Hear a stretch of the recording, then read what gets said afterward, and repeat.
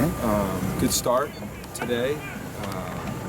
You know, this is a big game, as everybody knows, and we're playing an excellent football team. And so what we have to do is have a great week of preparation, and then go out Saturday and play our best game. And so that's our focus. And I thought this morning was a good start. I like where we are emotionally and mentally, and I think they're excited to play this game.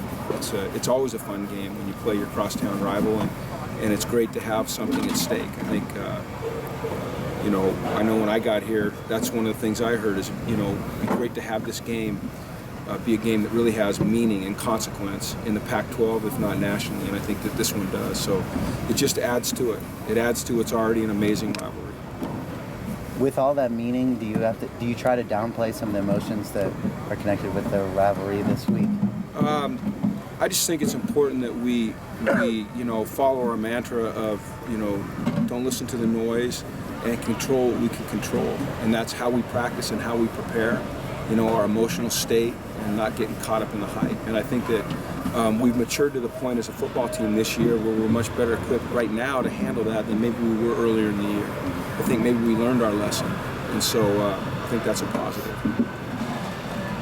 Jim, how much is this about UCLA versus it's yourself, your potential, as opposed to the opponent, just you guys being the best you all could be? You're setting the bar for yourselves. Forget about who you're playing. You know what? Were you in our meetings? Because it's kind of what we always talk about. I mean, you can't ignore the significance of this game. You can't ignore the significance of the rivalry and what it potentially can mean for both teams. But you know, our goal every week is to come out and play against our standard. You know, we have a saying, and it's. You know, you prepare for your opponents, but on Saturdays you play against your standard. And so I think that's, you hit the nail on the head. That's what we're trying to do every week. Yeah, it seems like for the program, it's just, oblivious of anything else, just where the program is headed. Yeah, and I think we're headed in the right direction. You know, I think that maybe early in the year, I don't think that we got ahead of ourselves. I think that the outside world got ahead of ourselves and didn't realize really that the youth on this team. You know, I was talking to a couple of NFL scouts today, and we only play 5 seniors. And I think because Brett was so prominent, and because we finished up strong last year, that people put us in a place that maybe we didn't deserve to be yet. And now I think, you know, we've worked ourselves in a position where maybe, you know, if we continue to stay focused and play well, we'll see. We'll see what we deserve. Now, as much as you preach not listening to noise, you think some of the kids early on heard the noise? These were just kids. I mean, I think it's conceivable. Yeah, as much as you preach it, there's so much out there. You know, it's different than when you and I and you, the rest of you guys, well, you, the rest of you guys are young. Well, you and Rip back there, of course. They didn't even have cell phones. For us AARP people, that's But we didn't have as much access to information, and these kids have so much access to information, and as much as you ask them to, you know, ignore what's going on out there, they read it, they hear it, they see it. And do you think they've adjusted now to that? Do you think they truly have? I do believe that they have, Bill. I really do. Just the things that I've heard them say, the way they've focused in meetings, their mindset, at least from what I can read, and I think I know them pretty well at this point, I do believe that they have adjusted, and I'm proud of them for that. You know, I'm proud that they didn't let it get away from them, especially when we suffered those 2 losses. I'm proud that they were able to reorganize and regroup and get back on point. Does having dealt with all that national hype, you know, help with, you know, this week is just a rivalry, almost after what they've been hearing earlier on in the season? Probably helps, yeah. It probably helps, you know, being put on a pedestal so early and having all that attention. But still, regardless of all that, you know, this is such a great game. You know, I didn't realize, as I've told you guys before, they just decided they want to start jacking. Right when you talk.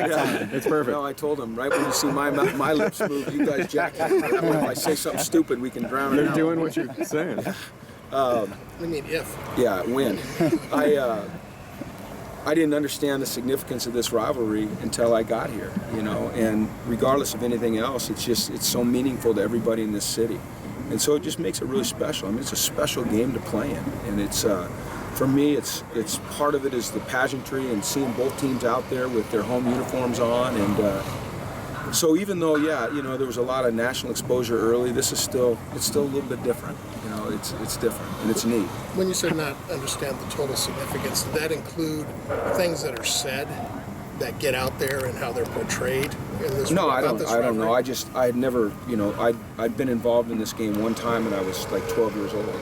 So it was not part of my orbit. It wasn't something, sorry, that I thought about a lot. So I just, you know, until you experience something, you don't know what it means. Red Now that- Sanders the coach then?